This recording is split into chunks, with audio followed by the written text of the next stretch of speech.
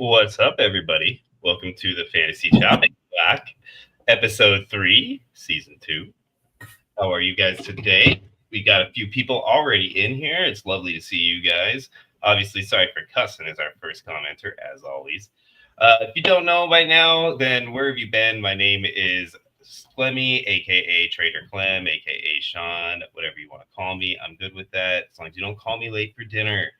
I'm sitting here with my co-host, my main man, C-Bomb 18. What's up, buddy? How you doing? What's up? Yeah, just reading the comments. We got Cheeky Hobson in the chat, longtime supporter. It looks like Jimbo's Bimbos is in the chat as well. So thanks for tuning in, guys. Hopefully we get a few more of y'all, that are in these guillotine. Hey, why'd you take my host spot from me? You can't be taking my host spot. Fine, here, take it. Take it. It's all yours.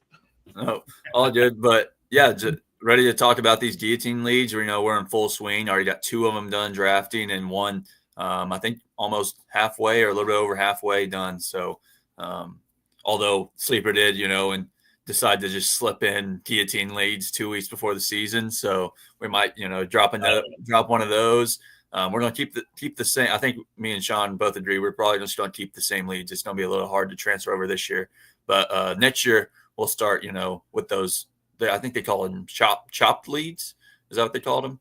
Yeah, I think so, which fits along with our name, right? The chopping block. I mean, they obviously must have been listening to our podcast, is what's going on, right? I mean, these guys obviously, because we're so popular, people like us so much, they went ahead and saw our name and said, you know what, that sounds like a great name for these guillotine leagues, since they must not be legally able to use guillotine. I don't know. But whatever it is, I'm happy that they have a format now, because it is save a ton of work, and it will allow us to do a lot more of these leagues next season. So I'm really happy about that. Yeah, I wonder if because Matthew Berry bought like the guillotine leads thing, that it's trademarked and they can't take that name. That would make sense. Yeah, that's what I was thinking, and I always thought that was maybe the problem with why they didn't have it before that. So maybe there's some sort of an agreement that was come up with, like maybe Yahoo, because they were the first, and then since Yahoo did it, there was like a precedence, just like when a receiver signs, then everybody signs, kind of thing. Like, oh, okay, now we know like what you guys will take, so we'll give you the same amount if you let us do it, and so on and so forth, right? Yeah. So here we are, right, with guillotine leagues available. So yeah, like you said, we might launch another one. We still got a couple of weeks here. We probably have to do a little bit more of a faster draft, or maybe like what would you call that, like a slapped draft? I don't know how you would say it, half slow, half fast. Whatever. Yeah, I don't know. I mean, I think a fast draft would work, this close to the season. But yeah, we can definitely, we'll throw one in there. I don't know what the settings are going to be, or like how it's all going to work, if it's going to be the same thing that we ran last year or anything like that. But yeah, it could be a little bit different. Could be, nice little wrinkle to throw in there. Maybe just a test league, maybe just a, $25 buy-in. So wasn't there like a super good wrestler that started out named Test and then became like a superstar in the WWF? Well, I think at the time might be E. I don't know. Don't ask me anything about wrestling except if you want, Really? You look college like wrestling. You look like the kind of guy who would have grew up as like, The Rock is your favorite person on the planet. No, John Cena, but no, I'm just playing. I don't know. The Rock is a little too old. I don't know nothing about wrestling, really. Yeah, John Cena, but I don't know anything about wrestling.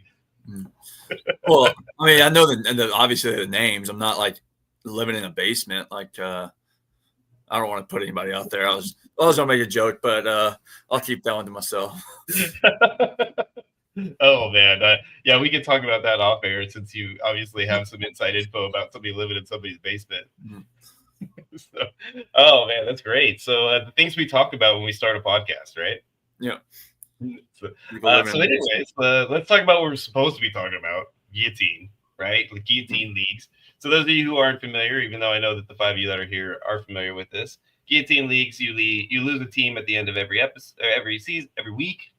So those players are all added back to the waiver wire for the following week, and everybody usually has an amount of FOB. In our leagues, we do 200, and you have that money to spend throughout the season to try to add these players. So imagine what happens when a guy like a Bijan Robinson hits the waiver wire week 1, which actually did happen last year. If you guys don't think that that's not the kind of thing that happens, no, it did absolutely happen last season. So, that guys like that, they're going to go for a lot of money. And, how do you spend your money, man? It's all about budgets, baby. You know, those accountants and analytical thinkers, they do real well in these leagues.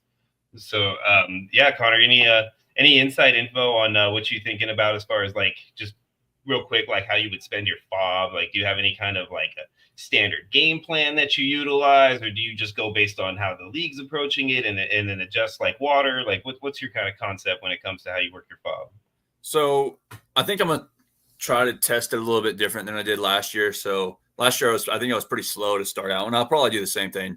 That's not what I'm talking about as different, but I think I'm gonna try to hit my weakest point, but I'm gonna not try to go after the top dog with most of my money. I'm gonna try to go after like, if say Bijan and let me think about Tony a name. Pollard. Tony Pollard. Let's just say Tony Pollard. I'm not trying to, I'm not going to drop 2 names that could potentially be on the same team because of their draft positions. So yeah, exactly. So just say it's Bijan and Tony Pollard. Obviously I'm gonna try to, throw maybe $65, $70 at Bijan week 1, which I think last year the top dogs went for week 1 went for about 100 or so. But for Tony Pollard, I might throw, $10, $15 out there. This is just an example, not actually what I'm going to do. So I'm not trying to give real numbers because I don't want anybody overbidding or underbidding. You could do percentages if you want to. I mean, you don't have to say a number per se. But, probably like 40% for Bijan and like 5 to 8% on Tony Pollard or so. But I'm gonna try to actually throw out numbers that I want for the second players instead of trying to go full force on those top dogs. Just to try to tighten up that position, but save my money towards the end to when I really need it. Like injuries happen, obviously bye weeks. Yeah. I mean, I know week 8 is going to be a killer for a bunch of people. I know week 12 is going to be a killer for a bunch of people. So trying to, and week 12 is a rough one because you're late in the season where you're down to like, what is that? 6 teams or 7 teams? Yeah. Something like that. So, yeah. You're looking at like a really difficult week right there where it's the cream of the crop is like got to make it through these next like 3 weeks before you get to the playoffs. So you're kind of in that like, wow, this is a tough one to have a really bad bye week scenario hit you, especially if you haven't really focused on that because it does sneak up on you if you don't pay attention. Yeah, exactly. Yeah. I think, week 12 is going to be a hard one. I think what week was it last year? Was it 13 or it was 13 or 14? I think it was 13 that had like just, tons of talent that had bye weeks all at the same time. So if you had, a bunch of those guys, you're just, hurting. So I'm trying to avoid that this year. I'm trying to save my money for that. Right. And then let's talk a little bit before we get crazy, because we are going to go into some of a couple of drafts that had completed that we can talk about here. And we're going to kind of go over how these drafts completed, who did good, what, and so on and so forth. So that'll be here in a minute. But for now, I want to talk to you a little bit about, how you feel about guillotine leagues and suspensions, right? Because we have all these players, and this time right now specifically, we have Jordan Addison getting suspended for 3 games. We have Rashee Rice, who just now out of nowhere over the last few days, we find that he's probably going to play at least the first 4 weeks, and then the suspension could potentially come down following that. Who knows how long it's going to be? They're saying anywhere from 2 to 8, so it's a pretty like wide range to deal with there. So you got that whole uncertainty happening with him. Then you have injury issues going on right now with players that look like they might not play week 1. Doesn't mean that they're not going to be a good player for a guillotine, but they're not going to play week 1. And a lot of people in a guillotine league, especially in a draft, they look a lot at week 1 as like their first like benchmark. Like week 1 is so important to them that they draft almost solely based on how week 1 is going to look for them. And to me, that's a mistake. I feel like that's a little bit too far in that direction. Now, I'm not saying like don't pay attention to guys that are going to be out for 3 games or, potentially half the season or whatever. You definitely want to make sure that you adjust accordingly for that kind of stuff. But yeah, I'm telling you that the if you draft solely based on week 1, you're going to miss players that could potentially be like league winners for you. Guys like let me throw out a name right now that's been really tripping me out, and this is where I want your opinion on, is Joe Mixon. Right? Everybody's tripping on Joe Mixon right now. And for all the right reasons. He's older. He's already had injury problems. It's a similar foot, I think, or the same foot from before. So a similar foot injury, but I think it's the same foot, the same leg from what he's had in the past. But I think it was an ankle or something last time. I can't remember 100%. But I'm pretty sure it's the same leg. So it's been an ongoing issue for him, So is this going to be something that is just a week one issue, or is it going to be beyond that, or is it even a week one issue? Because they're still saying that there's a chance he plays week one.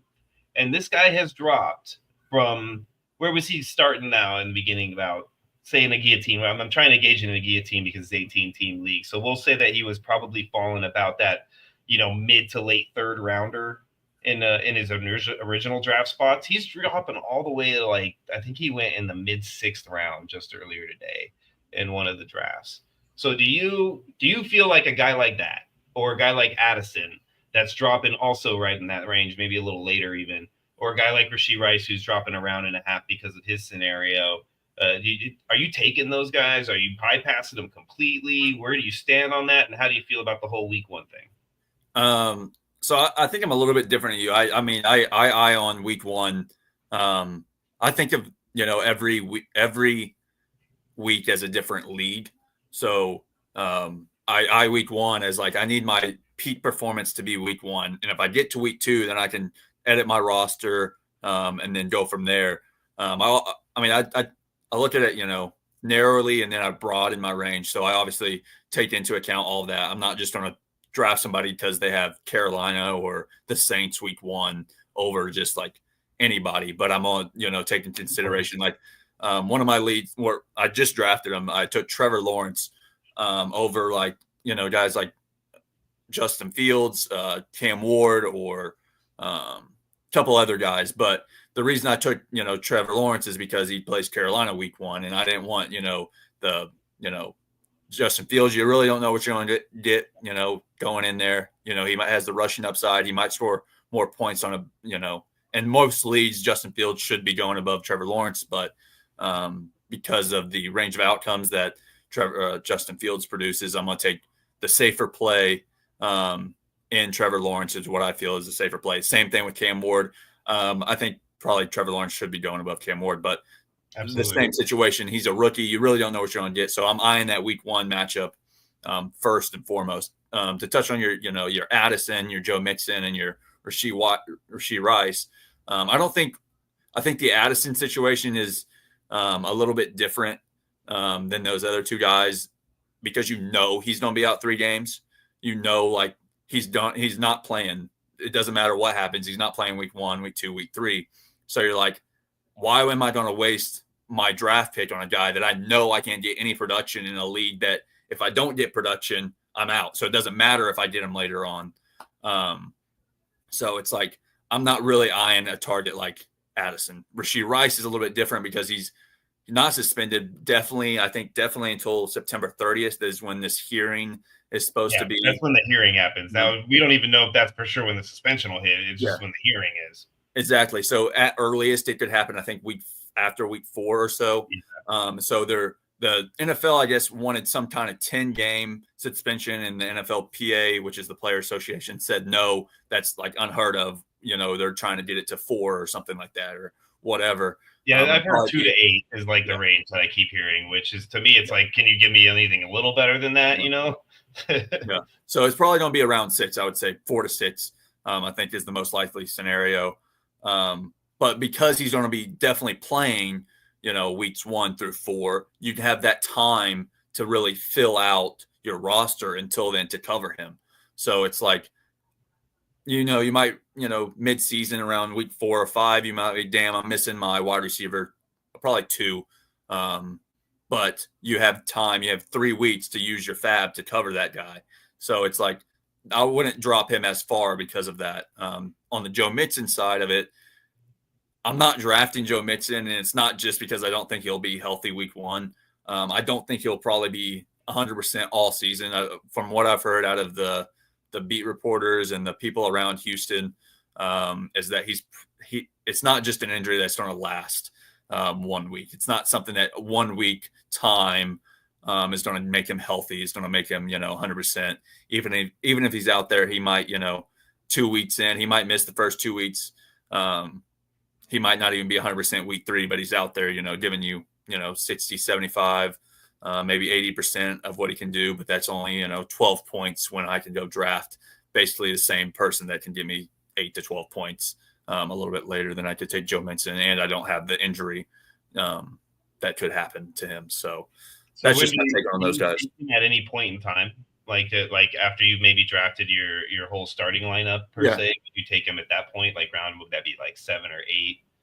I can't remember exactly which round it is where you get to your first reserve. Chubb's or not Chubb, Mixon specifically. Sorry, Cheeky got me confused there. Mixon specifically, I'm not drafting really almost anywhere now. I was early in this offseason, but like Addison, if I can get Addison after I get all my starting receivers, or God damn it, Chris, that's a good one right there. If I can get Addison after I get all my starting lineups to where I'm not missing those points week 1 through 3. That was at the 13-15 mark, so that I know where to clip that. Yeah, that's a good one there, Chris. You got me. I was reading the chat. I can't be reading the chat while I'm talking. But so that Addison's a little bit different case, because I think what you said is right. Like after you get your starting lineup, he's a great pick. He has the upside of the guys that are falling that far, the guys that are falling that far don't have. But you don't, you're not missing him because he's not in your starting lineup. So, but yeah, I'm not trying to, take any guy like how about Brandon Ayuk or Ayuk's a little different because you don't know when he's going to be healthy, but I heard it's like not going to be till basically the end of October or so. So that's like 6 weeks. Godwin's another one. Same thing with Godwin. Yeah, Godwin's another one. I don't know even when he's healthy. You have to ask Jimbo's Bimbos. I think he probably has the insight knowledge. Well, I think Jimbo sleeps in his guest room, so I'm sure he has the insights. Or in the basement. Yeah. Call back. But yes, the Godwin situation, the IU situations are a little bit different. Again, a little bit different than your Addison situations because you don't know when they're going to be back. You assume that Ayuk's probably 6 weeks. You assume Godwin's probably a little bit less than that, I would say, maybe about the same. But you don't know that. So you're not counting on them. McLaurin's another one. You don't really know what's going to happen with these guys. You don't know if you should be dropping them that far. McLaurin, I probably am drafting still a little bit lower than I would if he was, 100% in camp. But even if he gets traded, he still has tremendous value. He's probably going to be a wide receiver 1 on any team he gets traded to. Imagine him going to Buffalo right now. Yeah, I'd be so happy for that. Like, I'd be like, yes, bring Terry over. Yeah, you put him in that offense, dude. Man, dude, we'd be scary. Scary Terry. But yeah, so McLaurin's a little bit different, just because like he's don't have value no matter where he's at. Look, there's Jimbo. He must have went upstairs and asked him real quick what week he's supposed to come back from. He says weeks 5 and 6 are potential return. He got on the wall. What's he watching right now? Is he watching like Desperate Housewives or something? What's he doing right now? Is he eating some cereal on his couch or something?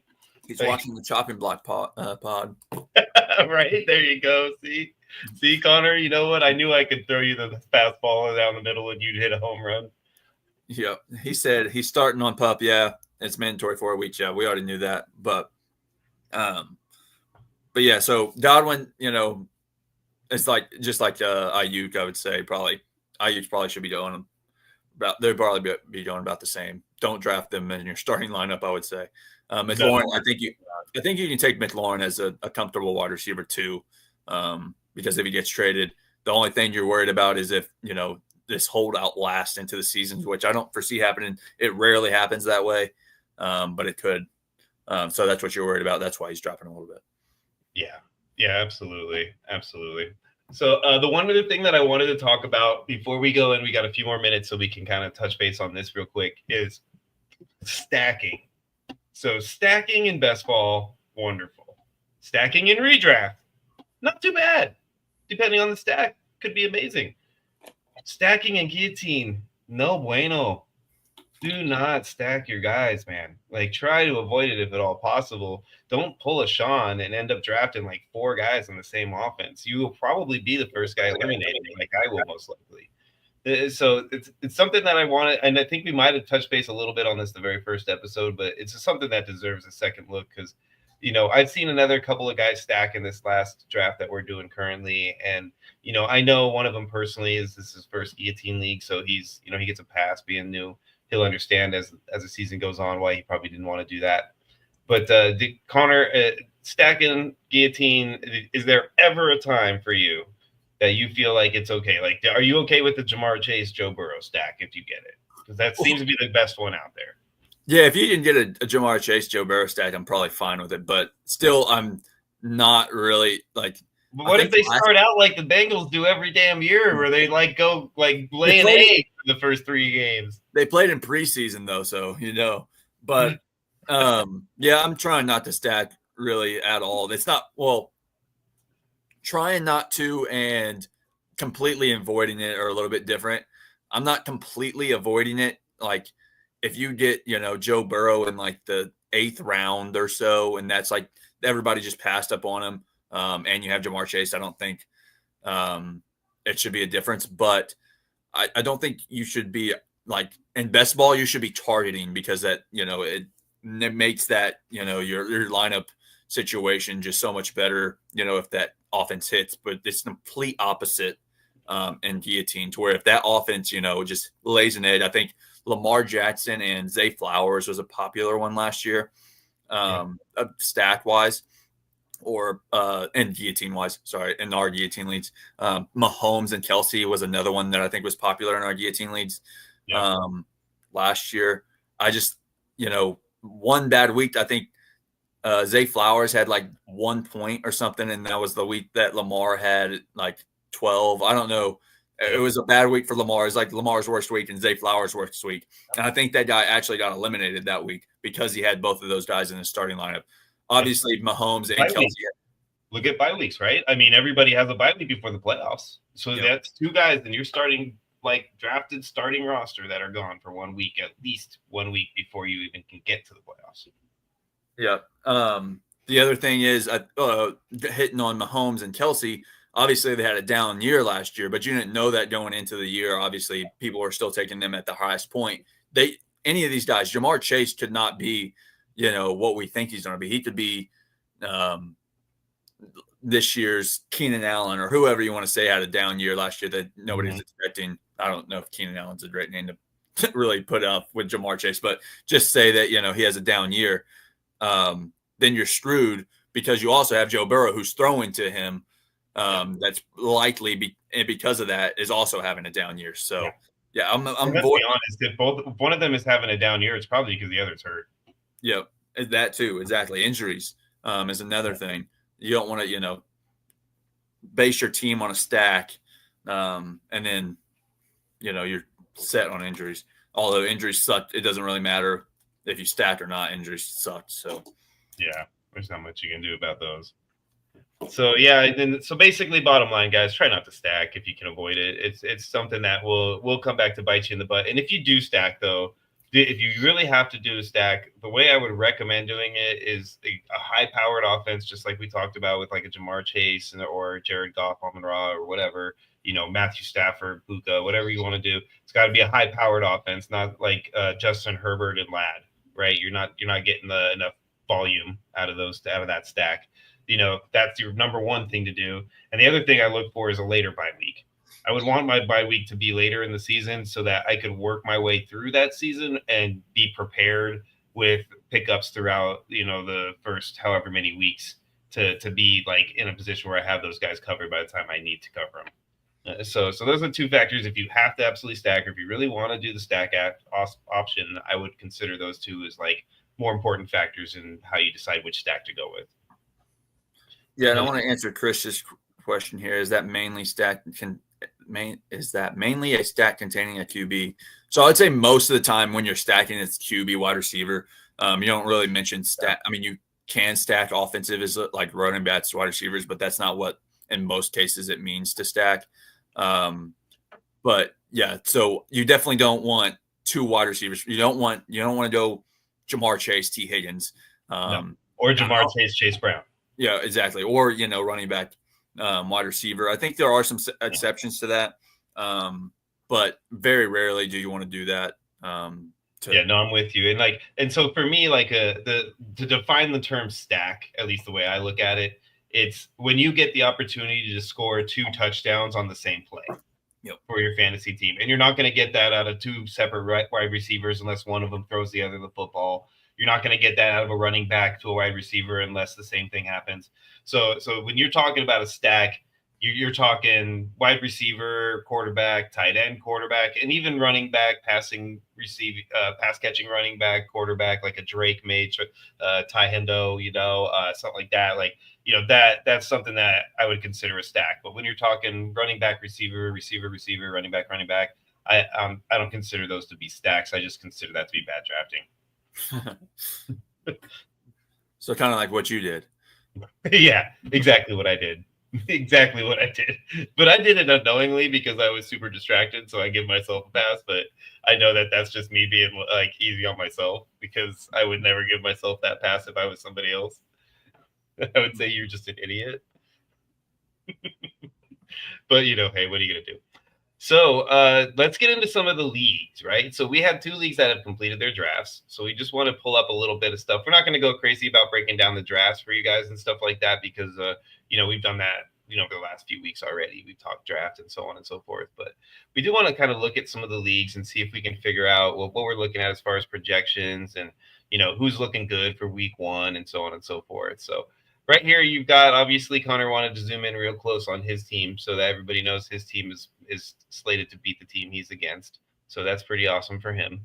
But yeah, Connor, why don't you scroll down a little bit and give us a little more love on some of these teams? Team DLC's got a good squad there too. So what we're looking for here, guys, is who's projected lowest right now, because that's going to be our chopping block, guys. So look for our bottom 3 here, Connor, and tell us where we're at because it's hard for me to read.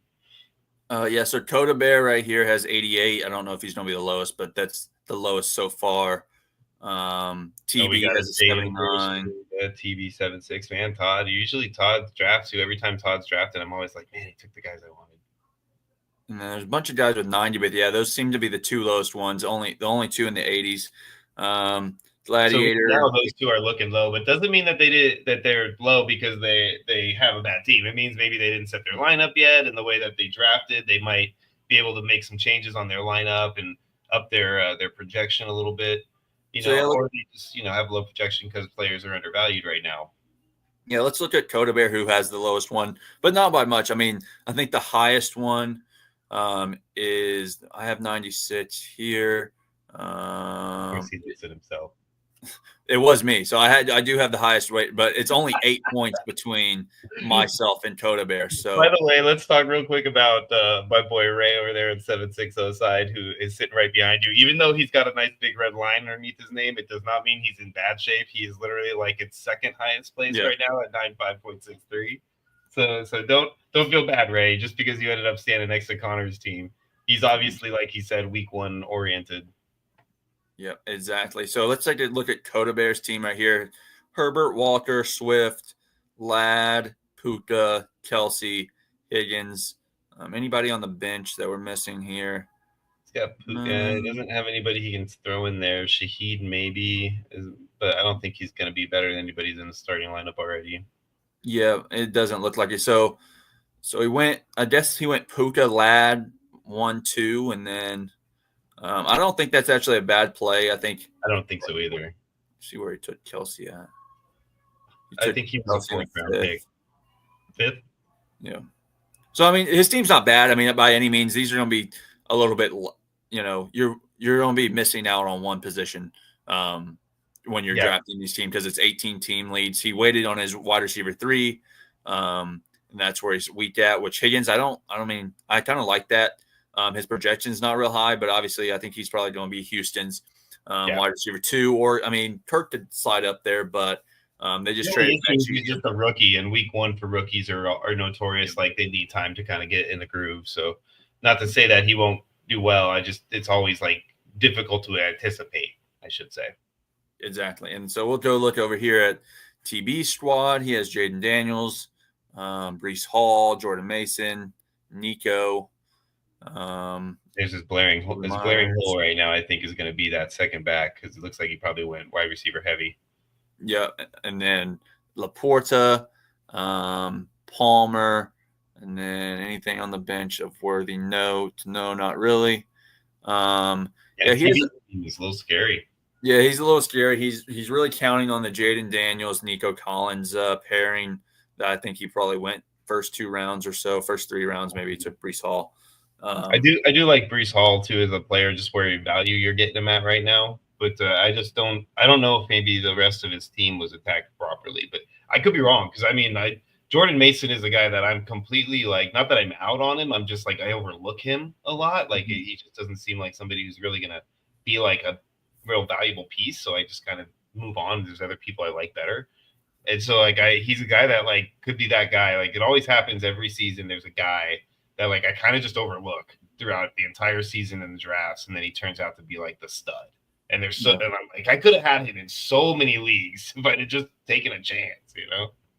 Yeah, I like Jordan Mason because I think it's going to be mostly a shared, backfield back over there. So I think that's his whole, especially week 1. And you don't mind it too much because I think, like I said, it's going to be a backfield. But but Chicago's defense, I don't think is going to be like Studley. I mean, it might be better, but I don't know if they'll be Studley. Yeah, it's not like really an upside play. I don't think you're trying to get an upside play from Jordan Mason. But I do like the Josh Palmer here. Just want to touch on that. We talked a little bit about it. I think last week Shakir could be out. I think the last word is he is going to play week 1. But even if he does play week 1, is he going to be 100%? So I like the Josh Palmer here. He's only projected 8.8, but he definitely could. That I like about him. Him and Josh have been working together. I don't know if you guys watched a little bit of Hard Knocks. Spoiler: we're going to have a little bit of Hard Knocks talk on the Wednesday episode of Happy Hour. So please join us for that. But the Palmer has been one of those guys that I just feel like he's a guy that Josh likes. He's got that work ethic and he's got that personality that I think Josh just kind of likes a lot. And I feel like he's a guy that Josh is going to make sure gets at least some of the action. Whether it's right away or not is a whole another animal. I don't know, but I think between Palmer and Coleman, I really do think those are the 2 guys that Josh, beyond Kincaid and Shakir, who we all know are going to have their part in the offense. Those are the 2 guys that I think Josh really wants to make sure have something going on. So I do agree with you on that. I think Palmer is going to be a guy that he's going to be a sneaky, decent play, especially because like he's going from Herbert to Josh, so he knows how to handle that fastball and how to catch that type of powerful ball from a guy like those 2. So I'm happy to see a guy like that there who's sure-handed and willing to be able to make those tough catches. That's where I think he's going to live. It's going to be like third down and Josh, basically. It's going to, what I mean, for Josh to Josh. That's how I see it happening. Yeah, so these are going to be our 3rd and 4th lowest guys. We have Gladiator, I think, at 90-11. I don't think there's anybody else lower than that. Yeah, so 90-11 and 19 or 90-15. So this matchup really could decide who's going home. Whoever wins this matchup, obviously, these are just projections. It's not actually going to tell the whole story. But we take a look at both of those teams here. We actually see the stack that we're talking about. Definitely avoid Burrow, Chase Brown. Definitely, I don't like that pairing there. I don't hate the players. Don't get me wrong. Exactly. I mean, I love the players. Like if I could understand why you would take them potentially where you did. And you might have done like I did and then just took the players and then looked and been like, oh, my God, I'm such an idiot. They're on the same team. But, that's definitely a situation that you want to avoid based on everything we just talked about. Yeah, exactly. And they obviously have the same bye week, so you have to account for that already too. But we go over here to Gladiator's team, and he basically did the same thing, sort of similar.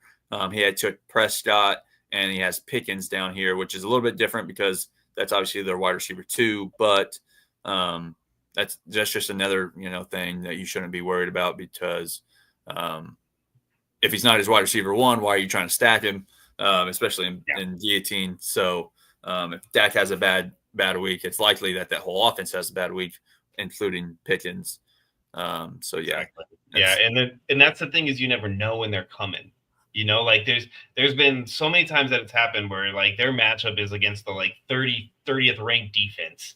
And, and everybody expects them to just ball out. And then on top of that, the cornerback is playing on a bum ankle and like he's only 80% and so on and so forth. So, their second cute cornerback bum ankle going against George Pickens, who was a 1 before he got here and blah, blah, blah, blah, blah, blah. And then next thing you know, George Pickens gets 2 targets for 5 yards.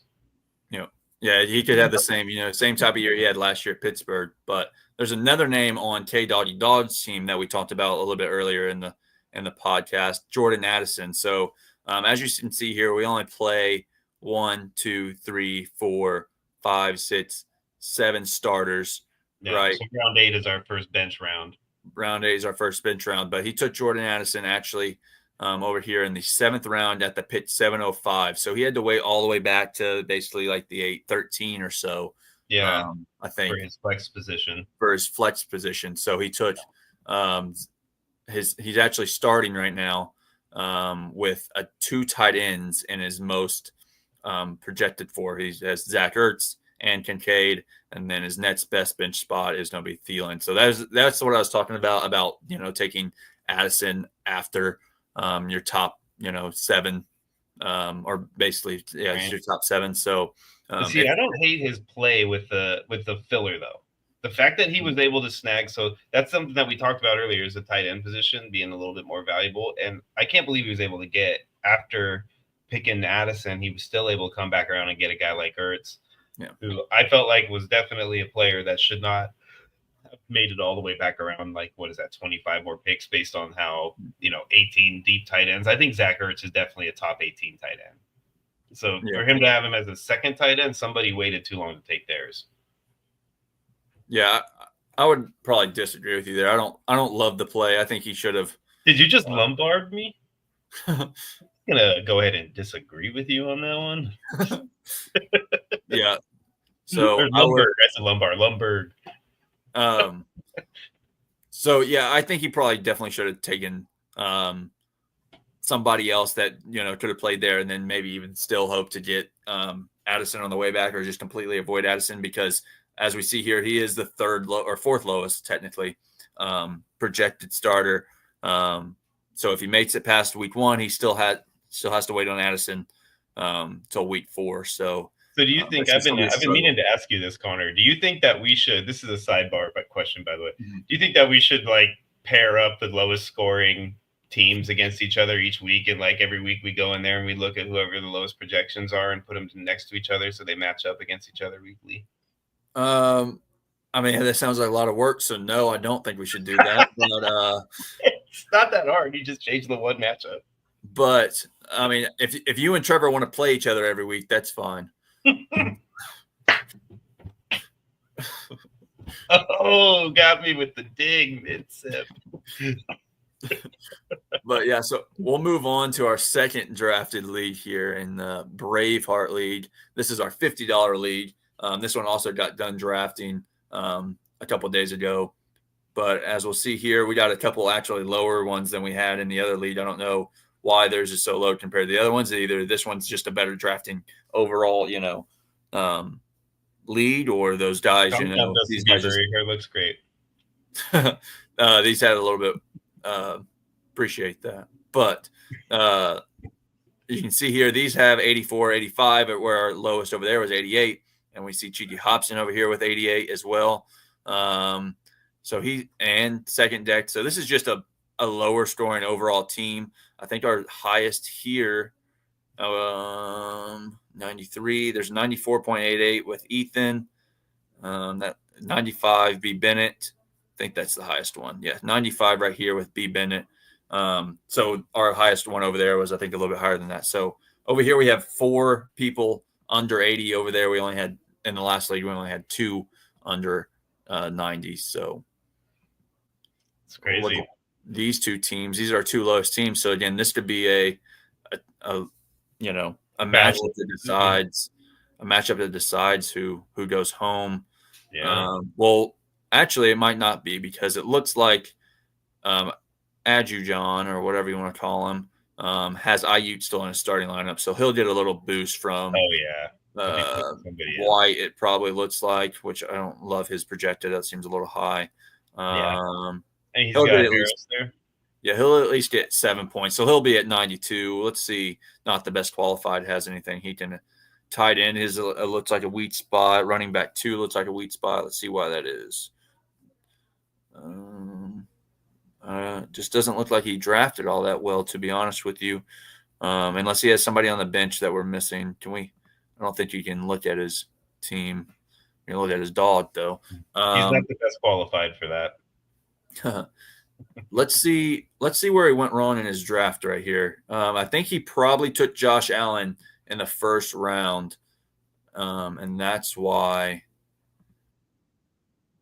Depends on where he took him, though. I believe that in this league, if I'm not mistaken, this is the first one that started drafting, and I think the quarterbacks in this league actually ended up going way quicker than we anticipated. So 4 of them, I think, went in the first round, which would mean that that's why Josh Allen is, the reason that he's struggling right now, because he did take him so early in this draft.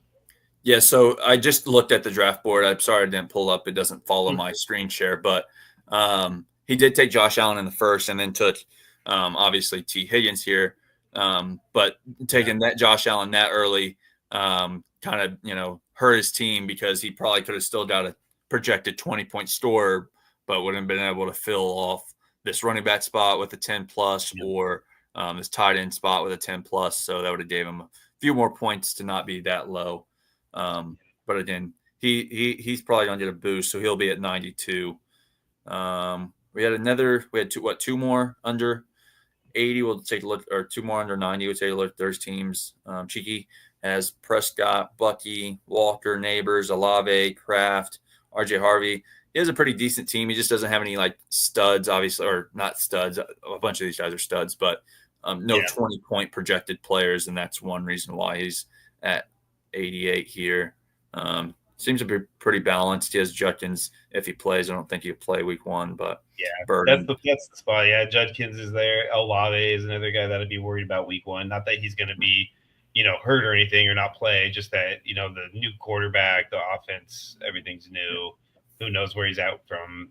His concussion's coming back, and it's always got to be like a kind of a freaky thing, in headspace to come back from something like that, and before you get that first hit to really know where you're at. So, just things like that. I definitely feel like that's, one of those kind of tough ones. Yeah. But yeah, I agree with you on the Olave side. He also has really only has rookies to fill that flex spots. He has maybe Tyler Lockett, but having already, RJ Harvey in there, it's kind of scary territory.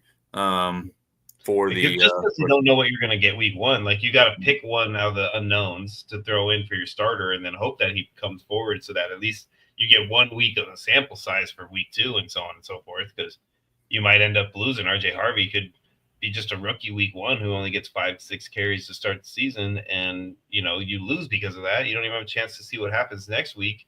Maybe you get the opportunity for a Higgins out in Houston who blows up after week 1, and you're like, oh, this guy's going to be a huge part of this offense, and I want to play him. And you can't now because he's on the waiver wire since you done got eliminated because he played RJ Harvey.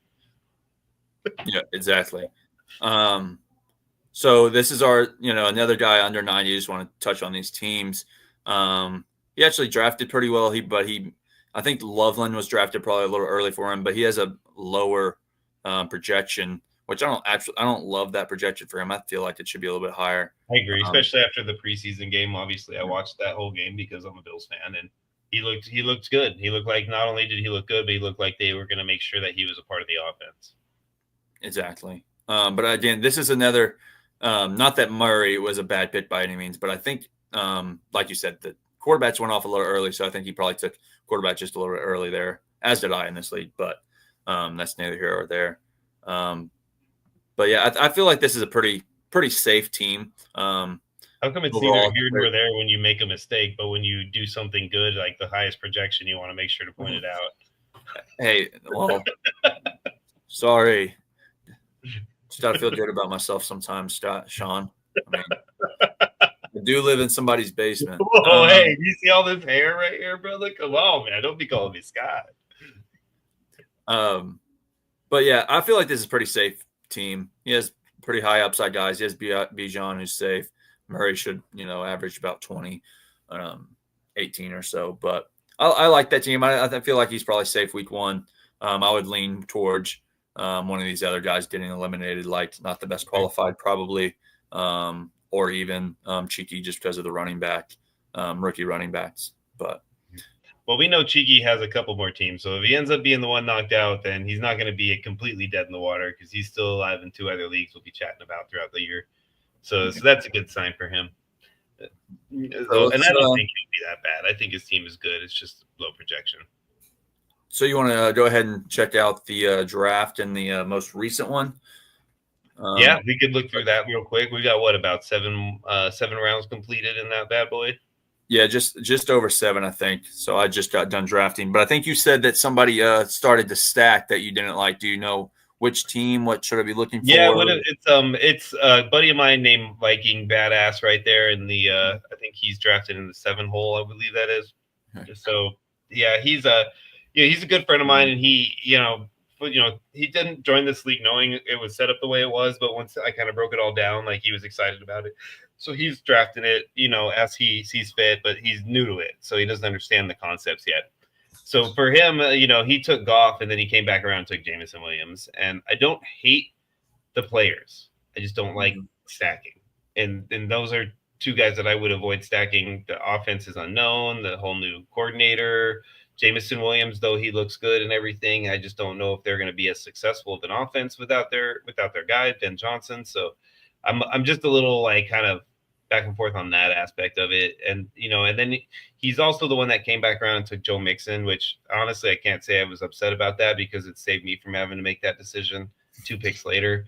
But that was definitely something that the way his team was built, only having Janty, I probably would have went for like a Charbonnet or a different pick. I think Javonte Williams was still on the board there. There was another guy in between them that I just can't think of right now that was available also.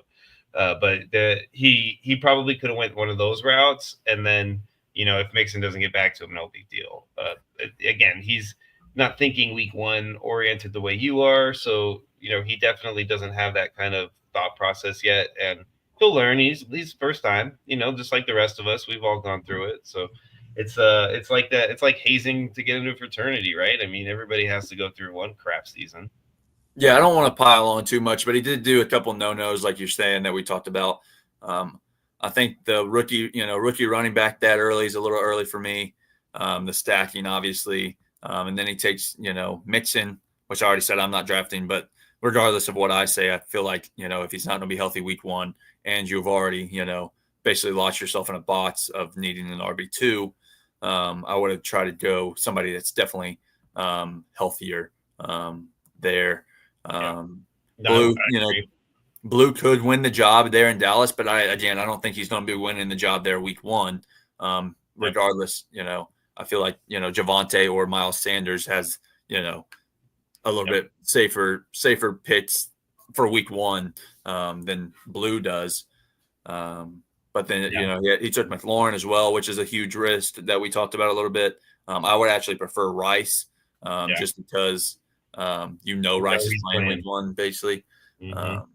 But I mean, the picks, besides the Goff pick, I don't think any of them are terrible picks. I feel like the Goff pick was just kind of outlandish there. I think he took him at let's see, quarterback. You took him at 6, QB6, right after Burrow. QB6, 1, 2, 3, 4, 5, 6. Yeah, QB6, and in the second round to where QB7 doesn't even go off the board until I think it's Kyler, right? I think it's Baker right here. Right? Yeah, you're right, Baker. Yep, there it is. Baker right here, over here at and then Herbert went. I don't want to change anything in this draft. My computer's being a little slow, but yeah. So Baker and then Mahomes, all the way in the 4th round. So that's almost a round's difference in picks that he could have, waited on, especially Goff. I'm not saying Goff does not have a bad season or anything, but he's not my QB6, especially over guys that he could have drafted, Lad McConkey, Kamara, James Cook, Kittle. James Cook was the pick, in my opinion, after taking Janty. I think I would have taken a little bit more of a solid player on a higher tier offense. I honestly probably would have taken Kittle there, personally. I don't mind the Kittle pick at all, honestly. But then you wouldn't have got him, right? So I mean, you don't want him doing that. I didn't. I mean, I wanted a couple other guys. I really wanted, and I mean, I knew Dejan and Ethan wanted him too, but I think Dejan and Ethan has Jackson Smith and Jigba. I was eyeing Jackson Smith and Jigba the whole time, and I'm like, damn, I can't let Kittle, pass up this. I think I'm gonna get my wide receiver too. That's basically almost probably just a tier down from Jackson Smith and Jigba, but I didn't think Hawkinson was going to make it back to me, but he actually did end up making it back to me in the third round. I just passed on him because I already had Kittle. But so your ideal situation would have been to take JSN and then come back around for Hawk. Not my ideal situation, but that's what I was, thinking about when I was making that pitch. Like that was what I was eyeing after I took Gibbs, because I was really thinking about taking CD there too. This is my first time drafting. I don't know if you can tell. This is my first time in one of these guillotine drafting early. The other two are like 13 and 16 or something. So later, and I'm like, who the heck is going to make it back to me? And I was like, okay, I'll probably get Jackson Smith and Jigba, but I probably won't get one of those, running backs in the tier. So I was like, I'll take running back. I'll take Gibbs. So I came back around and I'm like, damn, Kittle's still there. And I was just like, I can't really let him pass me up. So I took him, and then I took Tet, which is kind of a risk because obviously we talked about not taking rookies, but I just feel like his week one matchup, I think it was with the Saints, right? Yeah. I think you're right. I think they're playing the Saints week one. They're playing Jacksonville, but regardless, it's still pretty decent matchup. Yeah. But yeah, I took him, and then I took a couple, basically same tier, Devontae Smith, Roma Dunze, who I'm pretty high on this year. Rome actually would have been my pick had I not went with the player that I went with right there. I was eyeballing the whole time I was eyeballing Rome, and I was going to take Rome, and then at the last minute I decided to go running back and took Caleb instead. I was eyeballing Rome the whole time. Like that was going to be my pick right there. Yeah, here in a couple of weeks, or right before the season, probably I'll be releasing last year I did it in just the group chat. I might do it a little bit different, but I did my hot takes last year, where I think we know what show that you need to be releasing that on. No, I won't be releasing my hot takes on any show. I'll just be texting people, seeing who wants the pub subs. But I'll probably be releasing something a little bit different this year. And my guys, I have like 3 or 4 names where I'm thinking they're going to outdo the projections. Yeah, we got to stop talking about your release. You don't have to stop talking about nothing. I can release whatever the hell I want, Sean. But yeah, so there's going to be, just some things in the Discord if you're in there, just keep a lookout for. So I love it. Awesome, doggy. I feel like that's a good stopping point, man. We did pretty good here. We're pushing the hour mark. So I feel like that's a good time to kind of wind down and move on. So keep an eye out for next week, guys. We got a lot of episodes coming up. We got, Scott and Sean's happy hours coming up. We got our pod next week here as well for the chopping blog. Jimbo's got his Tuesday pod, Alex Thursday. Everybody's got their thing going right now. So please pay attention to the different games and the website and everything like that, where you can get a hold of all of our different episodes coming up. A lot of fun content for you guys. So glad you guys made it here for this episode. We really appreciate you guys. We look forward to seeing you next week. For my co-host C-Bomb and everybody here, thank you so much. We appreciate you guys. Have a great night. We are out. Appreciate it.